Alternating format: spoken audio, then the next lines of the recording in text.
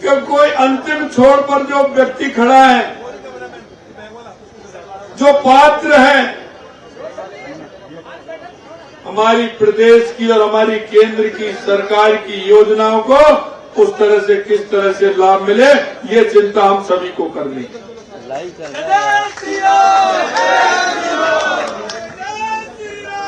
और हमें हमारे नागरिक होने का कर्तव्य भी हमें निभाना है। मेरे पास में, मेरे पड़ोस में, मेरी कॉलोनी में, मेरे मोहल्ले में कोई भी पीड़ित व्यक्ति है जिसको आवश्यकता है, उसको किस तरह से लाभ मिलना चाहिए, ये हम नागरिक होने के नाते हम सभी की जिम्मेदारी है। निश्चित रूप से हम अगर उसकी चिंता करेंगे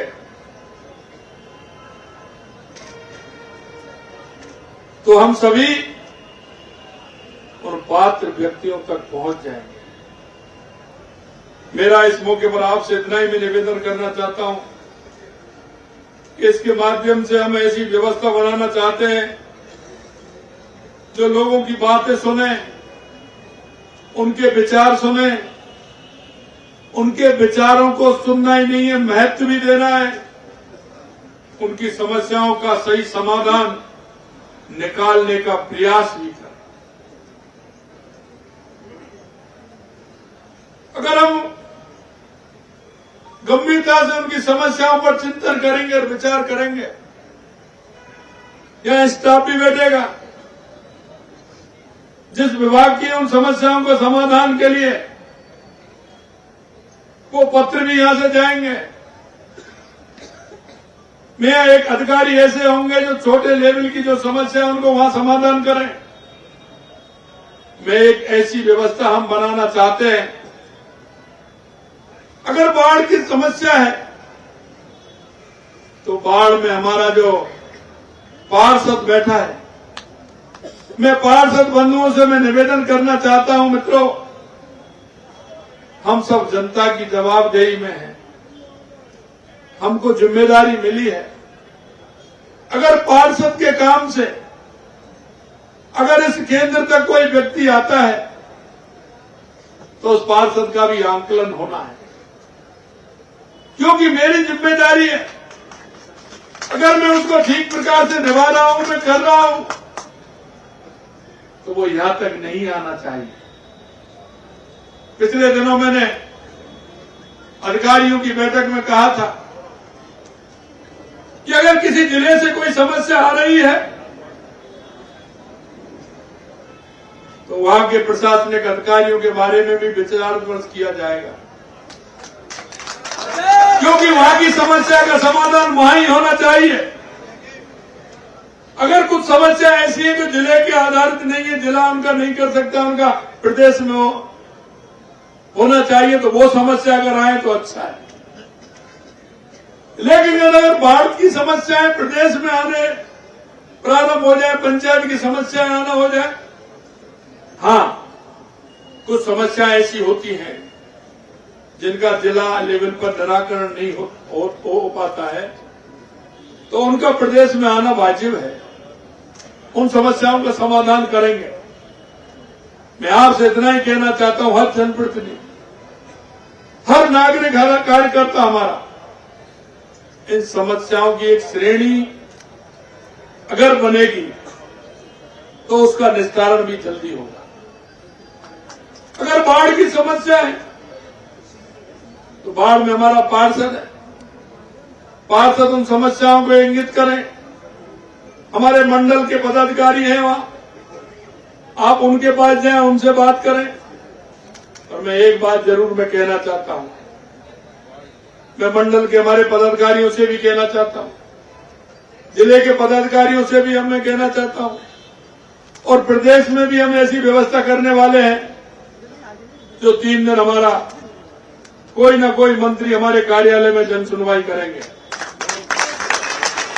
हम चाहते हैं, मदन लाल शर्मा जिंदाबाद, हम चाहते हैं कि जनता ने जो हमें मदन लाल शर्मा जिंदाबाद, जिंदाबाद जिंदाबाद, जनता ने जो हमें जिम्मेदारी दी है, हमारे ऊपर भरोसा किया है, मित्रों, उस जनता के भरोसे पर खरा उतरना हमारी सरकार का पहला काम है। माननीय यशस्वी प्रधानमंत्री हमारे नरेंद्र मोदी जी कहते हैं, उस व्यक्ति को जो पात्र व्यक्ति है, उस पात्र व्यक्ति को क्या करना है, उसको क्या आवश्यकता है, हमें उस तक पहुंचना है। हमें पंडित दीनदयाल उपाध्याय के अंत्योदय को लेकर के चलने वाले हैं। अंतिम पंक्ति में जो व्यक्ति खड़ा है उसको कैसे आगे ला सकते हैं, ये हम सभी का कर्तव्य है। इसलिए मैं कहना चाहता हूं, हमारे पार्षदों को भी एक समय 1 घंटे का निर्धारित करना चाहिए कि हम इतने बजे से कितने बजे तक हम घर पर बैठे या उनका जो कार्यालय वहां बैठे। क्या आप बताइए क्या समस्या है, वो अपने लेवल पर नगर निगम से जो भी समस्या उनका समाधान करा सकते हैं तो करानी चाहिए। अगर उनके लेवल की नहीं है तो उन समस्याओं को यहां बताना चाहिए, जिससे उनको आगे राज्य सरकार से उन समस्याओं का समाधान कर सकते हैं। हमारे मंडल के पदाधिकारी हैं, मंडल के हमारे अध्यक्ष हैं, मैं उनसे भी कहना चाहता हूं, क्योंकि जनता के बीच में आए दिन हम जाते हैं, जनता के बीच में हम रहते हैं, हमारे कार्यकर्ता का जनता विश्वास करती है। हम उस कार्यकर्ता का, चाहे हमारा बूथ का कार्यकर्ता है, चाहे हमारा मंडल का कार्यकर्ता है, चाहे हमारे जिले का कार्यकर्ता है, उसका ये विश्वास होना चाहिए कि उनके सामने अगर हमने समस्या रखी है तो उसका समाधान होगा। और हम भी आपसे कहना चाहते हैं कि अगर उस कार्यकर्ता ने उस समस्या को ठीक प्रकार से लिया है तो हम भी उस समस्या का गौर करेंगे, चाहे हमारे बूथ के अध्यक्ष हो, चाहे मंडल का अध्यक्ष हो या जिले का अध्यक्ष। मैं आपसे इतना ही कहना चाहता हूं, सिर्फ इसलिए नहीं कि हर बात की समस्या के लिए हम चलें, लेकिन उसमें इंगित होना चाहिए। फॉर्म या मिलेगा, कौन सा वार्ड है, कौन सा मंडल है, क्या समस्या है, उसका रजिस्ट्रेशन भी होगा। महीने में किस वार्ड से समस्याएं ज्यादा आई है, कितना समाधान हुआ है, उसका आंकलन भी होगा। उसकी समीक्षा भी होनी चाहिए, क्योंकि वो तो दे जाता है अपनी समस्या को, लेकिन हम उसको ऐसे ही नहीं पढ़ते। मैं आज भी जन सुनवाई करता हूं, मैं डेली की रिपोर्ट भी मांगता हूं, कितने का समाधान हुआ ये जरूरी नहीं है। कुछ समस्या इस तरह की आती है जिनका समाधान ही नहीं, लेकिन हमारा पत्र जरूर जाना चाहिए कि आपकी समस्या को हमें ध्यान में लाया है, आपकी समस्या का समाधान के लिए हमने ये प्रयास किया है, आपकी ये समस्या इसलिए ये नहीं हो सकती, क्या हो सकती है। हम उसको गलत फहमी में नहीं रखें। जो समाधान होना है उसका समाधान करना है, क्योंकि यहां से ज्यादा कहां जाएगा वो बताइए मेरे को। मैंने एक दिन अधिकारियों की बैठक की, मैंने कहा आपके पास सीएमओ में कौन कौन सी समस्याएं आती हैं। उन्होंने कहा इस तरह की समस्या है। इनका जवाब जाता है या नहीं जाता है। उन्होंने कहा जो हो जाता है वो जाता है, नहीं होता है उनका नहीं जाता। तो मैंने कहा ऐसे नहीं चलेगा। लोग, आप जिस सीएमओ में बैठते हैं,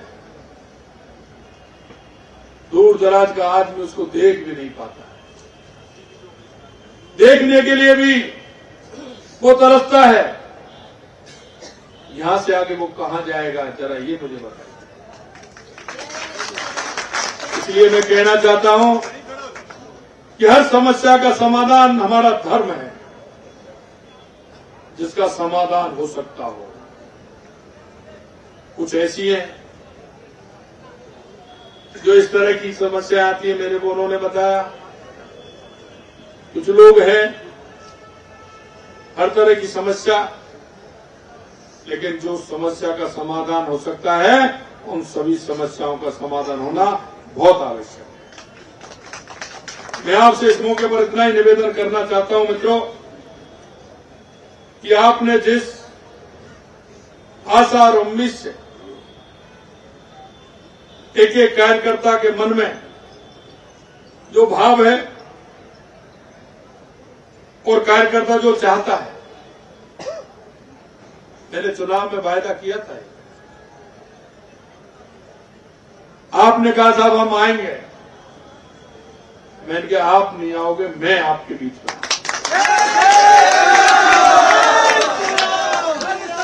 आपको पता ध्यान है या नहीं है, लेकिन मैंने आपको कहा था कि आप नहीं आओगे, मैं आपके बीच में आऊंगा। और मैं यही आपसे कहना चाहता हूं कि यहां पूरी टीम बैठेगी, एक अधिकारी भी बैठेंगे, आप में से भी मैं 3-3, 4-4 कार्यकर्ताओं की परमानेंट लगाने वाला हूं, जो समस्याओं को सुने और बैठे। 3 कार्यकर्ता, 4 कार्यकर्ता लगातार यहां बैठेंगे, किस तरह की समस्या आ जाएगी उनकी समीक्षा करेंगे, अधिकारी बैठेंगे, उन समस्याओं का समाधान करने की बात करेंगे। अगर ऊपर लेवल की होंगी तो इंगित करते हुए सूची बना करके वो भी आगे भेजेंगे। मैं आपसे इतना ही कहना चाहता हूं, आपने जो भरोसा किया है निश्चित रूप से हमारी सरकार उस भरोसे पर पूरा उतरेगी।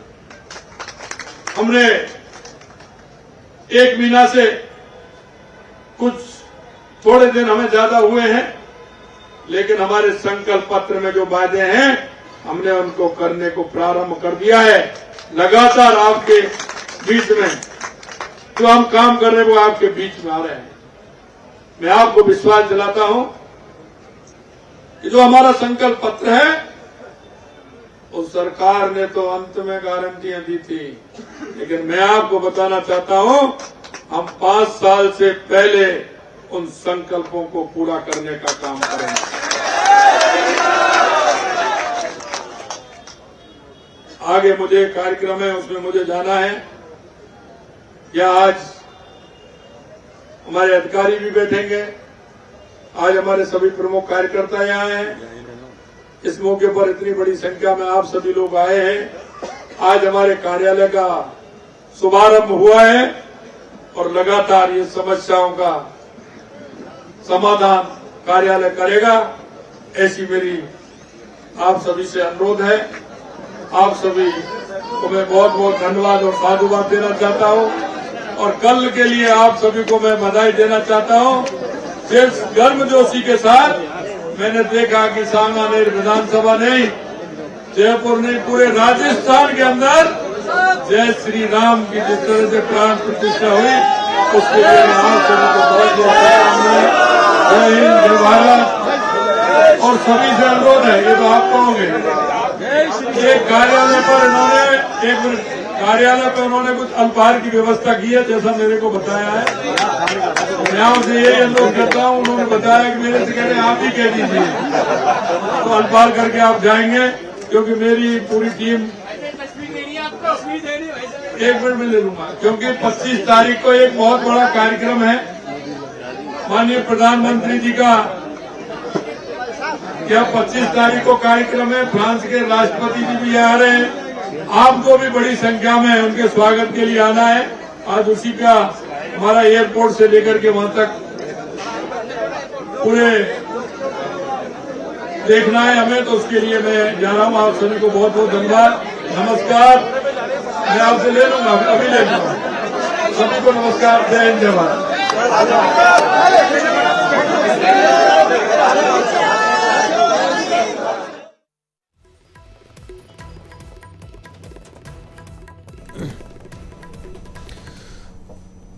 तो मुख्यमंत्री भजन लाल शर्मा जन सुनवाई कार्यालय का उद्घाटन कार्यक्रम जनता को संबोधित करते हुए उन्होंने कई मुख्य बिंदुओं का जिक्र किया। कहा मैं आप लोगों के बीच में आऊंगा बजाय कि आप लोग मुझ तक पहुंचे। अंतिम पायदान पर खड़े व्यक्ति तक लाभ पहुंचाना सरकार की जिम्मेदारी। पार्षदों को हर दिन 1 घंटे का समय अतिरिक्त निकालना होगा।